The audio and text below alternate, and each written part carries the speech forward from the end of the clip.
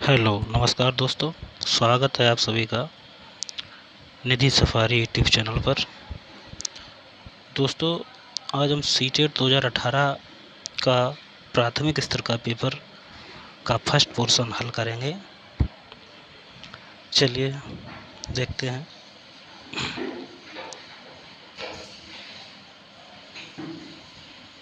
Question number first आपकी screen पर है, देखें। कह रहा है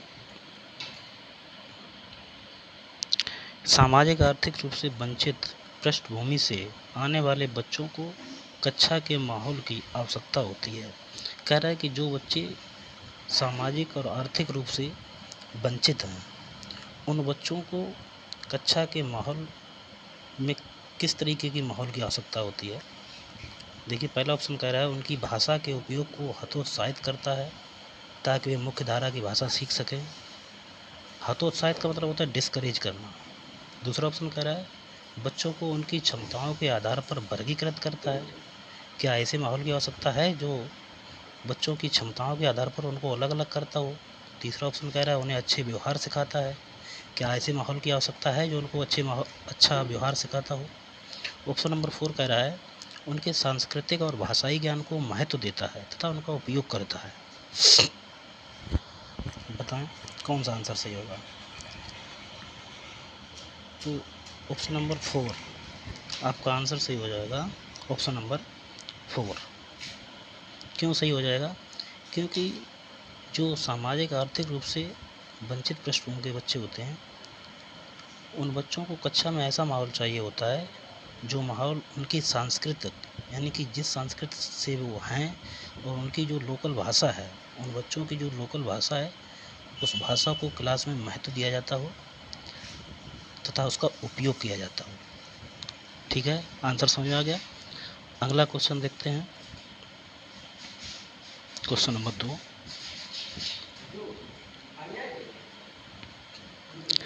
क्वेश्चन नंबर 2 कह रहा है कक्षा में सृजनात्मक और प्रतिभाशाली बच्चे के लिए आवश्यक हस्तक्षेप निर्भर करता है। कह रहा है कि जो सृजनात्मक बच्चे हैं, क्रिएटिव बालक हैं, प्रतिभाशाली, जो उच्च बुद्धि के हैं, उन बच्चों के लिए आवश्यक हस्तक्षेप किस पर निर्भर करता है। पहला ऑप्शन कह रहा है उनके प्रति स्नेही होने के नाते पर।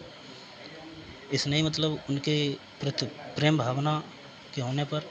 दूसरा कह रहा है उन्हें अन्य बच्चों को पढ़ाने की जिम्मेदारी देने पर। क्या हम सृजनात्मक बालकों को बच्चों के पढ़ाने की जिम्मेदारी दे दें। तीसरा ऑप्शन कह रहा है शिक्षक द्वारा अनुकूलित और प्रेरक निर्देशन तरीकों के उपयोग पर। चौथा ऑप्शन कह रहा है उन्हें अतिरिक्त समय दिए जाने पर। तो सही आंसर हो जाएगा आपका जो सृजनात्मक बालक होते हैं, जो प्रतिभाशाली बालक होते हैं, उनके लिए आवश्यक हस्तक्षेप किस पर निर्भर करेगा। Option number 3। ऑप्शन नंबर 3 आपका आंसर सही हो जाएगा।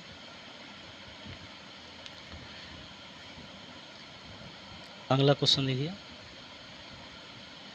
क्वेश्चन नंबर 3 कह रहा है अतिसंवेदनशील बच्चों को सिखाने में मदद करने के लिए निम्नलिखित में से कौन सा तरीका उपयुक्त तरीका नहीं है।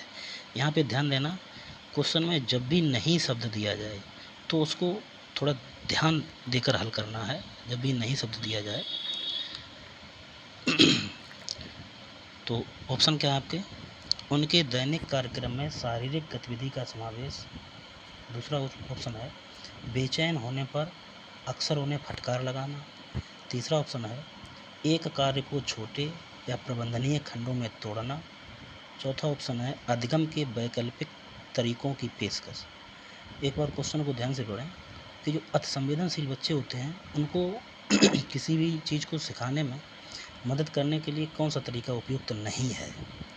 देखिए, ऑप्शन पहला जो है उनके दैनिक कार्यक्रम में शारीरिक गतिविधि का समावेश, ये भी ठीक है। बेचैन होने पर अक्सर उन्हें फटकार लगाना, अगर बच्चा परेशान है किसी चीज़ को लेकर के और अगर अध्यापक उस समय उन्हें डांटता है या कोई किसी प्रकार से फटकार लगाता है तो ये तरीका उचित नहीं है। तो इसलिए आपका आंसर हो जाएगा ऑप्शन नंबर 2। कौन सा आंसर हो जाएगा? 2 आंसर होगा। अगला क्वेश्चन देखिए, क्वेश्चन नंबर 4। कह रहा है अलग अलग सोच वाले पैटर्न उन बच्चों की पहचान करते हैं जो कैसे होते हैं। अलग अलग सोच यानी अलग अलग सोच रखने वाले पैटर्न किन बच्चों की पहचान करते हैं। तो ऑप्शन फर्स्ट है आपका सृजनात्मक है, जो बच्चे सृजनात्मक हैं, या जो बच्चे, दूसरा ऑप्शन है प्रत्यास्थी हैं, तीसरा ऑप्शन है विकलांग हैं, या चौथा ऑप्शन कह रहा है डिसलेक्सिक है। तो राइट आंसर कौन सा हो जाएगा आपका इसमें? राइट आंसर हो जाएगा सृजनात्मक है। जो बालक सृजनात्मक हैं, क्रिएटिव हैं, वो बालक अलग अलग सोच वाले पैटर्न उन बच्चों की पहचान करते हैं। अगला क्वेश्चन है क्वेश्चन नंबर 5 की तरफ।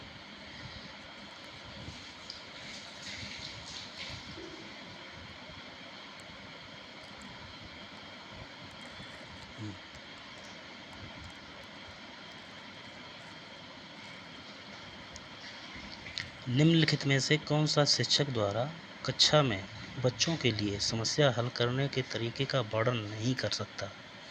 क्वेश्चन को ध्यान से समझें। कह रहा है कि निम्नलिखित में से कौन सा शिक्षक द्वारा कक्षा में बच्चों के लिए समस्या हल करने के तरीके का वर्णन नहीं कर सकता है। तो देखिए, पहला ऑप्शन है सोच विचार, परीक्षण और विभिन्न उत्तरों जैसी शब्दावली का प्रयोग करना। दूसरा ऑप्शन है अभिसरण उत्तरों वाले प्रश्न पूछना। थर्ड ऑप्शन कह रहा है किसी विशेष समस्या को हल करने के बारे में अपनी विचार प्रक्रियाओं पर चर्चा करना। और फोर्थ ऑप्शन है कुछ हल करते समय गलतियों को करने के प्रति ईमानदार रहना। यानी कि बालक को अपनी गलतियों के प्रति ईमानदार रहना चाहिए। यानी कुछ भी सीखते समय या किसी भी कार्य को करते समय उनसे जो गलतियां होती हैं, उन गलतियों को टीचर को नकारना नहीं चाहिए। उन गलतियों के प्रति बच्चे को ईमानदार रहना चाहिए। तो सही ऑप्शन हो जाएगा आपका ऑप्शन नंबर 4। अगला क्वेश्चन है क्वेश्चन नंबर 6। निम्नलिखित में से कौन सा एक संवेग है? ध्यान, उत्तेजना, स्मृति, डर। तो इसमें आपका जो संवेग है वो हो जाएगा ऑप्शन नंबर 2, उत्तेजना। उत्तेजना एक प्रकार का संवेग है। अगला क्वेश्चन क्वेश्चन नंबर 7।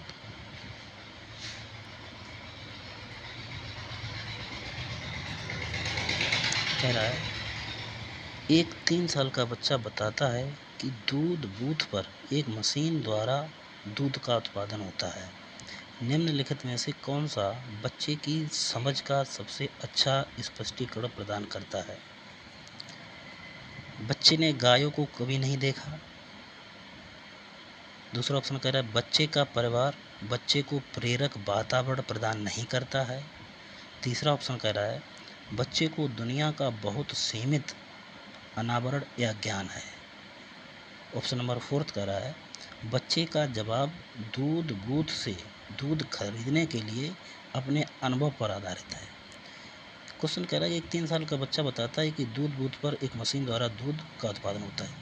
बच्चे ने देखा कि बच्चे का जवाब जो है वो कह रहा है कि दूध बूथ से दूध खरीदने के अपने अनुभव पर आधारित है, क्योंकि बच्चा वहाँ से जब भी दूध खरीदता है तो उसका एक अपना अनुभव है।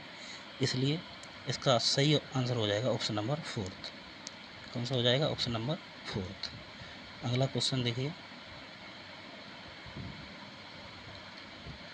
Question number 8।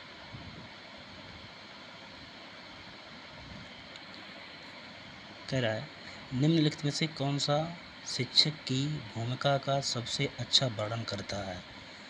ऑप्शन नंबर 1 है पाठ्यक्रम को समय पर पूरा करने के साथ साथ दोहराने के लिए पर्याप्त समय देना।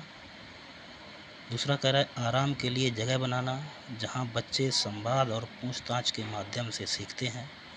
तीसरा ऑप्शन कह रहा है कक्षा में शिक्षक की सबसे महत्वपूर्ण भूमिका एक शिक्षक को निर्धारित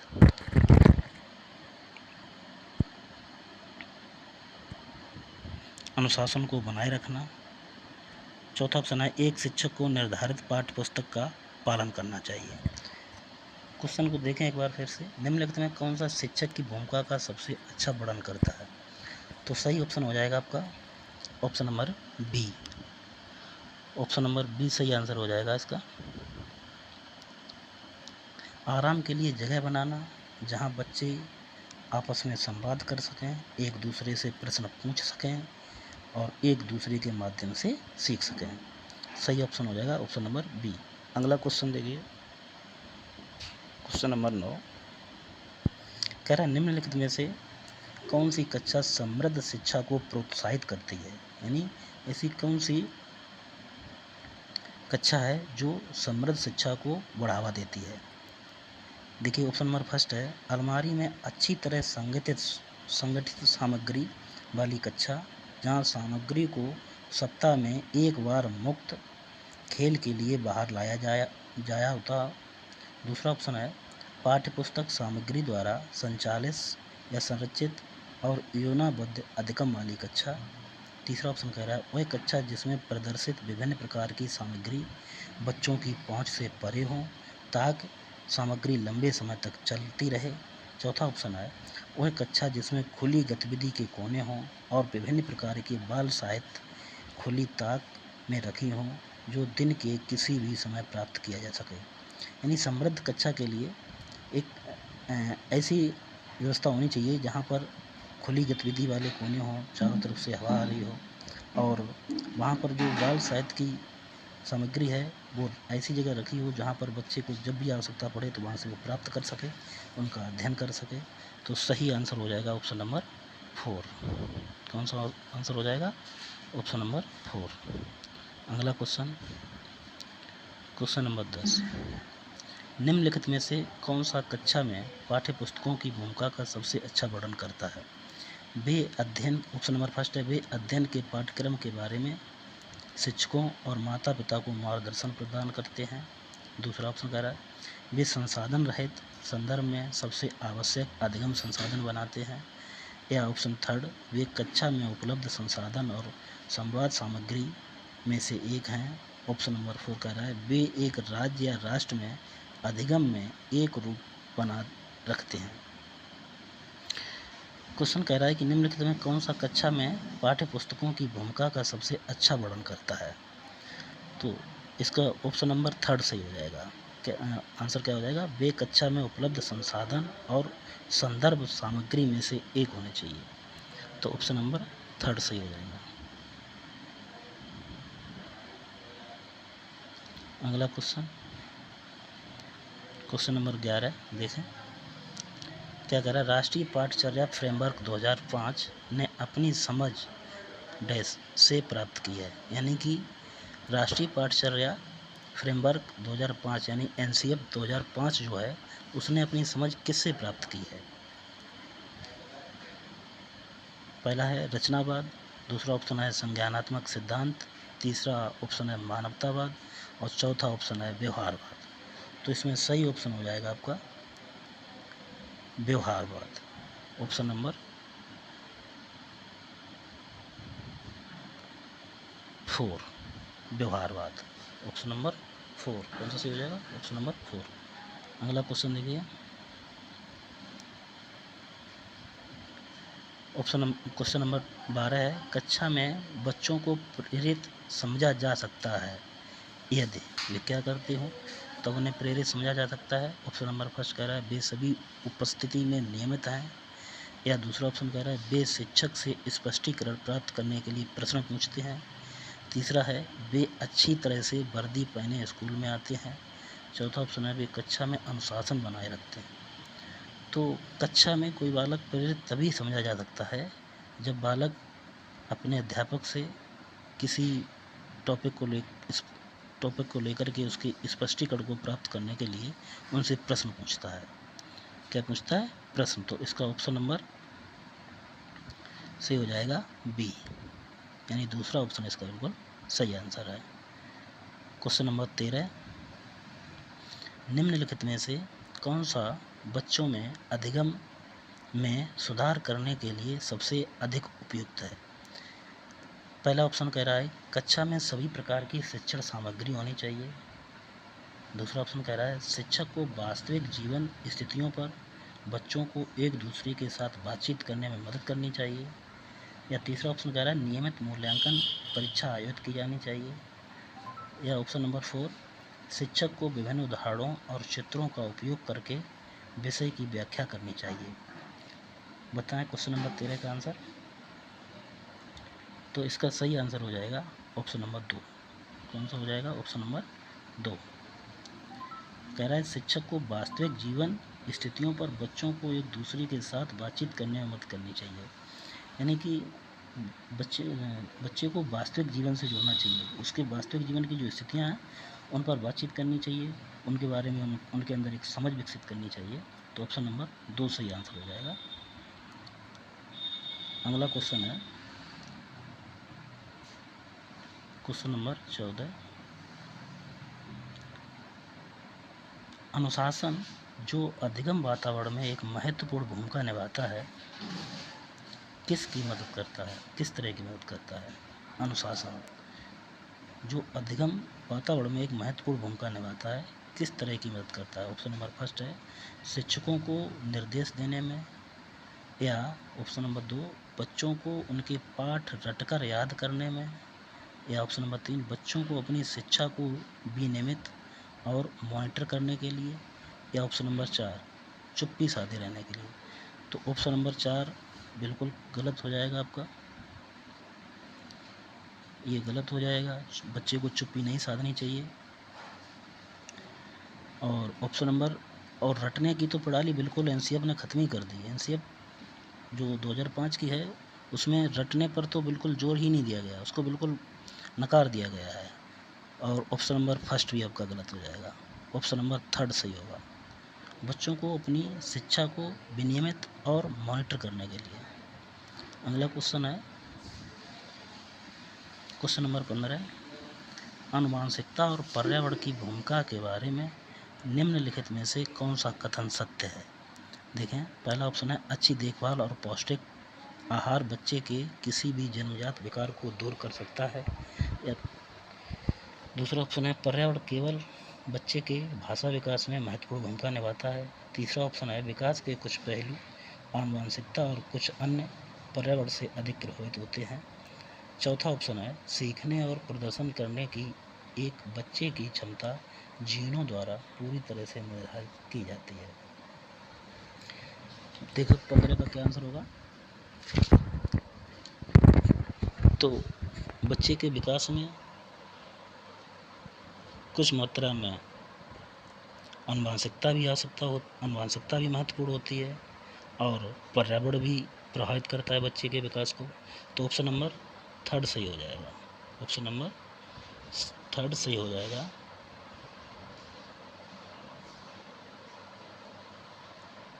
विकास के कुछ पहलू आनुवांशिकता और कुछ अन्य पर्यावरण से अधिक प्रभावित होते हैं। अगला ऑप्शन देखिए क्वेश्चन नंबर 16।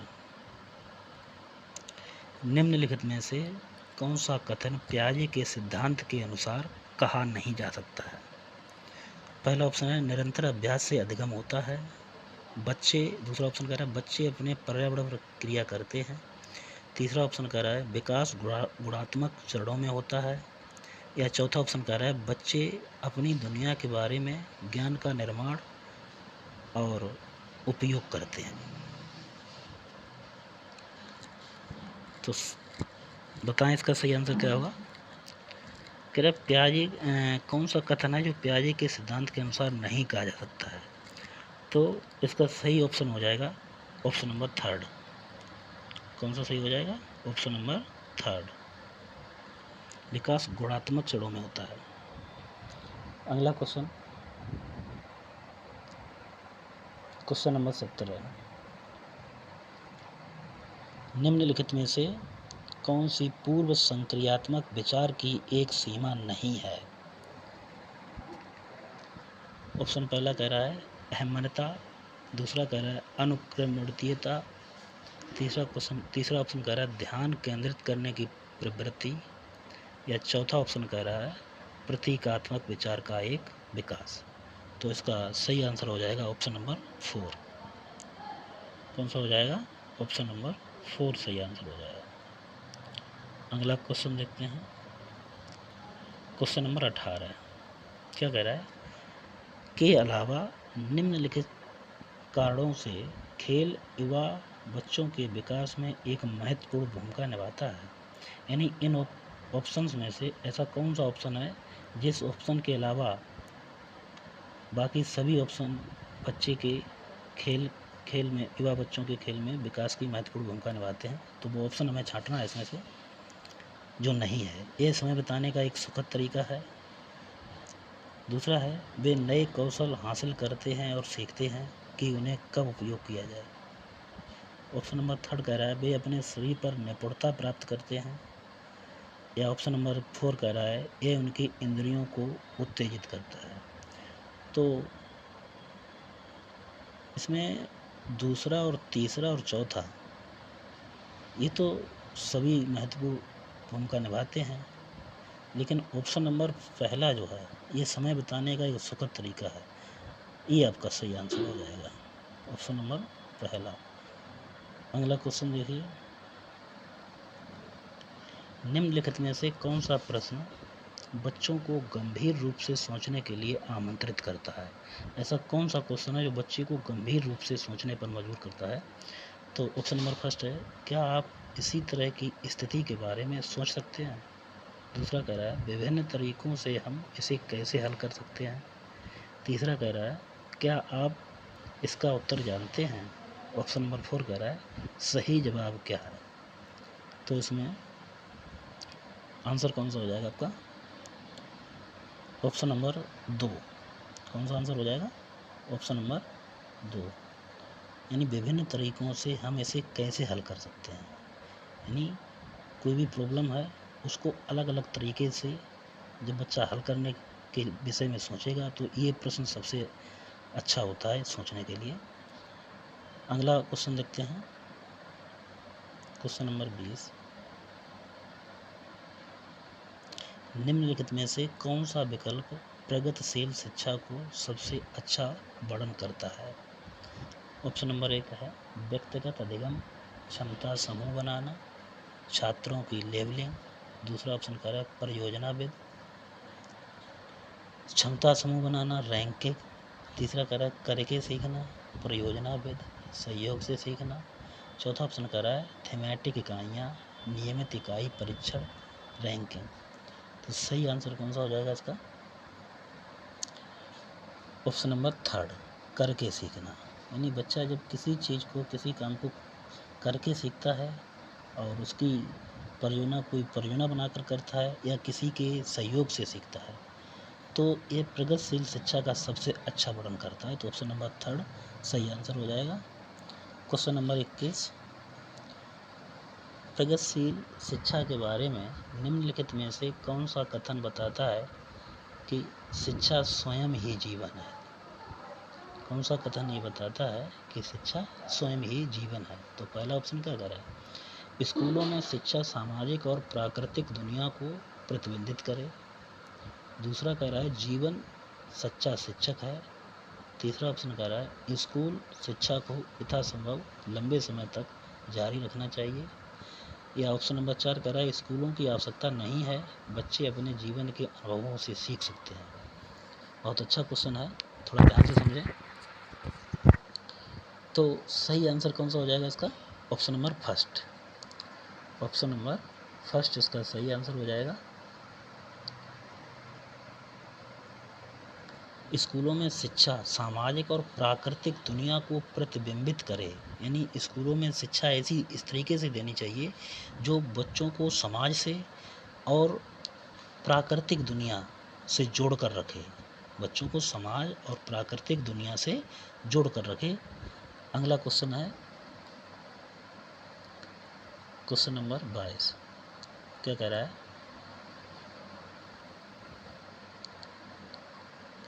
कोहलबर्ग के सिद्धांत के योगदान के रूप में निम्नलिखित में से किसे माना जा सकता है?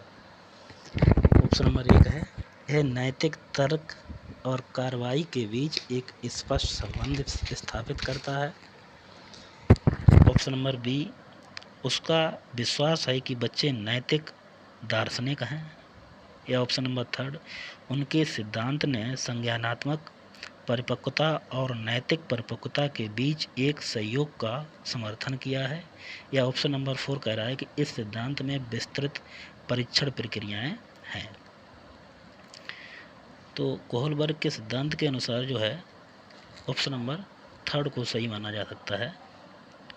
क्या कह रहा है 3 कि उनके सिद्धांत ने संज्ञानात्मक परिपक्वता और नैतिक परिपक्वता के बीच में एक संयोग का समर्थन किया है। तो इसलिए ऑप्शन नंबर 3 सही आंसर हो जाएगा इसका। अगला क्वेश्चन नंबर 23 है, निकटवर्ती विकास का क्षेत्र संदर्भित करता है। निकटवर्ती विकास का क्षेत्र क्या संदर्भित करता है? ऑप्शन नंबर फर्स्ट कह रहा है कि एक संदर्भ को जिसमें बच्चे सहयोग के सही स्तर के साथ कोई कार्य लगभग स्वयं कर सकते हैं। ऑप्शन नंबर दूसरा कह रहा है उस सीखने के बिंदु को जब सहयोग वापस लिया जा सकता है। या ऑप्शन नंबर 3 उस चरण को जब अधिकतम विकास संभव है। ऑप्शन नंबर 4 उस विकासात्मक चरण को जब बच्चा सीखने की पूरी जिम्मेदारी लेता है। तो निकटवर्ती विकास का क्षेत्र किसको संदर्भित करता है?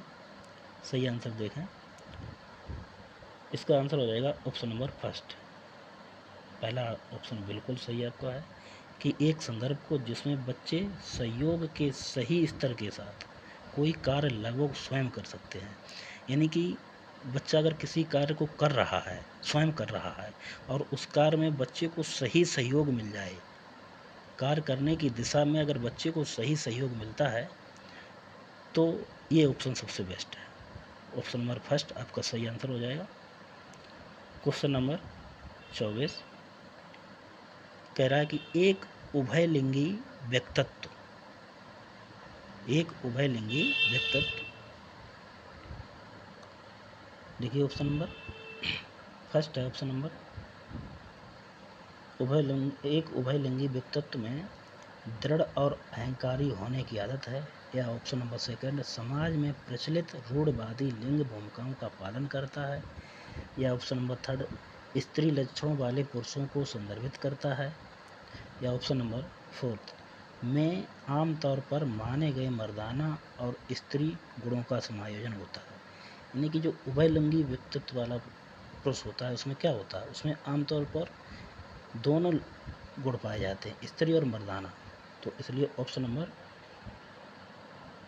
4 सही हो जाएगा। ऑप्शन नंबर 4 बिल्कुल राइट आंसर है आपका। अगला क्वेश्चन देखते हैं, क्वेश्चन नंबर 25 क्या कह रहा है, बच्चे को छोड़कर अन्य सभी के द्वारा लिंग भूमिकाएं ग्रहण करते हैं। यानी कि इसमें जो 4 ऑप्शन दिए हैं उनमें से एक ऑप्शन को छोड़कर और बाकी के जो ऑप्शन हैं उन सभी से लिंग भूमिकाएं ग्रहण करते हैं बच्चे। तो पहला ऑप्शन कह रहा है संस्कृत, इससे करते हैं। दूसरा ऑप्शन ट्यूशन, तीसरा ऑप्शन मीडिया के माध्यम से लिंग भूमिकाएं संग्रहण करते हैं बच्चे। चौथा ऑप्शन समाजीकरण, समाज से तो करते ही करते हैं। तो सही आंसर क्या हो जाएगा? सही आंसर हो जाएगा आपका ऑप्शन नंबर बी, ट्यूशन। अगला देखिए, अगला क्वेश्चन नंबर 26 मानकीकृत परीक्षणों की आलोचनाओं में से एक ये है कि परीक्षण बड़ी आबादी पर लागू नहीं किया जा सकता है। दूसरा है वे बच्चे की क्षमता की स्पष्ट तस्वीर नहीं देते हैं। तीसरा ऑप्शन है वे मुख्य रूप से मुख्य धारा की संस्कृति का प्रतिनिधित्व करते हैं और इसलिए पक्षपाती हैं। या ऑप्शन नंबर 4 उनकी भाषा को समझना मुश्किल है। यानी मानकीकृत परीक्षण जो होते हैं उनकी कुछ आलोचनाएं भी हैं। तो उन आलोचनाओं में से कौन सी एक आलोचना है इसमें, क्या परीक्षण बड़ी आबादी पर लागू किया जा सकता है? बिल्कुल किया जा सकता है। क्या वे बच्चे की क्षमता की स्पष्ट तस्वीर नहीं देते हैं? बिल्कुल देते हैं। तीसरा है वे मुख्य रूप से मुख्य धारा की संस्कृति का प्रतिनिधित्व करते हैं इसीलिए पक्षपाती हैं। तो सही आंसर हो जाएगा आपका ऑप्शन नंबर 4, ऑप्शन नंबर 3। कौन सा हो जाएगा? Option number 3। अगला क्वेश्चन देखिए,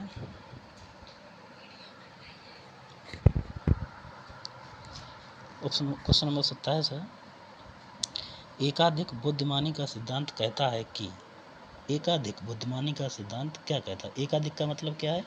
एक से अधिक, यानी बुद्धि कई प्रकार की होती है ना, बहुकारक बुद्धि होती है, कई प्रकार की बुद्धि होती है, एक से अधिक प्रकार की बुद्धि होती है।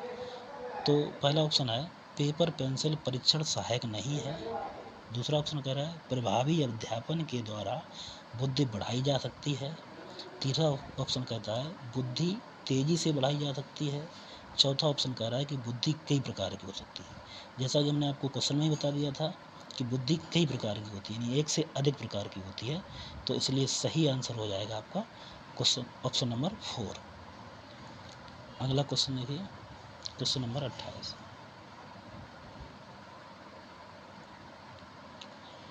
28 कह रहा है कि शिक्षक सीखने के लिए मूल्यांकन दोनों का उपयोग कर सकते हैं। क्वेश्चन को एक बार जरा दोबारा से फिर देखा। क्या कह रहा है कि शिक्षक सीखने के लिए मूल्यांकन और सीखने के मूल्यांकन दोनों का उपयोग कर सकते हैं। बहुत अच्छा क्वेश्चन है। तो इसका ऑप्शन फर्स्ट क्या कह रहा है कि आवधिक अंतरालों पर बच्चे के प्रदर्शन आकलन करने और उसके प्रदर्शन प्रमाणित करने में। दूसरा ऑप्शन क्या कह रहा है कि बच्चे की प्रगति की निगरानी करने और उनके सीखने के अंतराल को भरने के लिए उचित लक्ष्य निर्धारित करने में। तीसरा ऑप्शन क्या कह रहा है बच्चों की प्रगति और उपलब्धि स्तर को जानने में। चौथा ऑप्शन कह रहा है बच्चे की सीखने की ज़रूरतों को जानने में और तदनुसार शिक्षण रणनीति का चयन करने में। तो सही आंसर हो जाएगा आपका ऑप्शन नंबर 4। कौन सा हो जाएगा? Option number 4। क्या कह रहा है कि बच्चे की सीखने की ज़रूरतों को जानने और तदनुसार शिक्षण रणनीति का प्रयोग करने में। कह रहा है कि बच्चे की ज़रूरत क्या है, बच्चा सीखना कहाँ से सीखना चाह रहा है, उस ज़रूरत को निकाल करके, उस ज़रूरत को ध्यान में रख करके शिक्षक को उसी हिसाब से शिक्षण की रणनीति बनानी चाहिए। इसलिए आपका ऑप्शन नंबर 4 सही आंसर हो जाएगा। क्वेश्चन नंबर 29 देखिए क्या कह रहा है निम्नलिखित में से कौन सा सतत और व्यापक मूल्यांकन से संबंधित नहीं है। ऑप्शन नंबर फर्स्ट कह रहा है यह विभिन्न शिक्षा क्षेत्रों में बच्चे की उपलब्धि पर केंद्रित है। दूसरा ऑप्शन कह रहा है यह बच्चों को धीमे, खराब और बुद्धिमान रूप में चिन्हित करने में उपयोगी होता है। तीसरा कैसा कह रहा है कि इसे भारत के शिक्षा के अधिकार अधिनियम द्वारा अनिवार्य किया गया है। या चौथा ऑप्शन कह रहा है यह शिक्षण अधिगम प्रक्रिया का एक अभिन्न अंग है। क्या कह रहा है क्वेश्चन देखें एक बार फिर, सतत और व्यापक मूल्यांकन से संबंधित नहीं है, यानी ऐसा कौन सा ऑप्शन है जो सतत और व्यापक मूल्यांकन से संबंधित नहीं है। तो ऑप्शन नंबर 2 सही आंसर हो जाएगा इसका कि बच्चे को धीमे, खराब और बुद्धिमान के रूप में चिन्हित करता है। किसी बच्चे को उसकी क्षमता के अनुसार हम चिन्हित नहीं कर सकते हैं, उसकी क्षमता के अनुसार बच्चे को अलग अलग नहीं बांटा जा सकता है। तो इसलिए ऑप्शन नंबर 2 सही आंसर हो जाएगा। कौन सा आंसर हो जाएगा? Option number 2। ठीक है, अगला क्वेश्चन देखिए, लास्ट क्वेश्चन है पेडागोजी का।